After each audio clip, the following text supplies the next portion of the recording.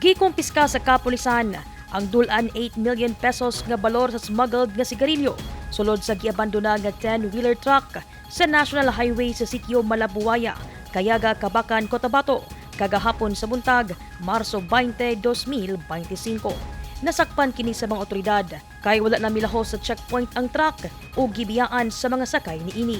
Sa impormasyon sa kapulisan, nagikan sa probinsya sa Maguindanao del Norte ang truck nga adunay plate number CDK2331.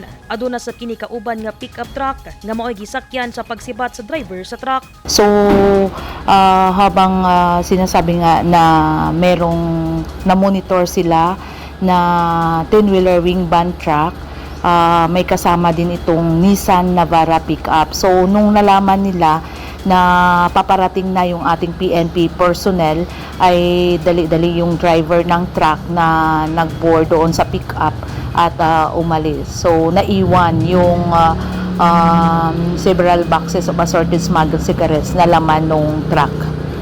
Narecover ang 202 kakahon nga adunay sulod nga 10,100 rims sa sigarilyo. Nagkantidad kini o kinatibuk ang 7,936,580 pesos. Ginasubay na karon sa kapulisan ang responsable sa pagpalusot sa smuggled cigarettes nga posibleng mag-atubang og kasong paglapas sa Republic Act 10863 kon Customs Modernization and Tariff Act. Actually, meron na po mga lead yung ating kapulisan at patuloy pa rin po yung investigation na ginagawa at nakipag-coordinate na rin po tayo sa LTO kasi meron po tayong mga nakuhaan na mga plate number.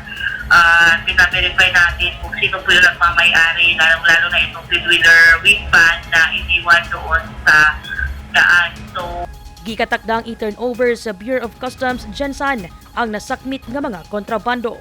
Padayong gipahugtan sa PRO 12 ang ilang kampanya Batok Smuggled Cigarettes, katambayayong ang katawhan sa tibuok Rehiyon 12. Daiza Libong, Newsline Philippines, Province of Cotabato. Stay safe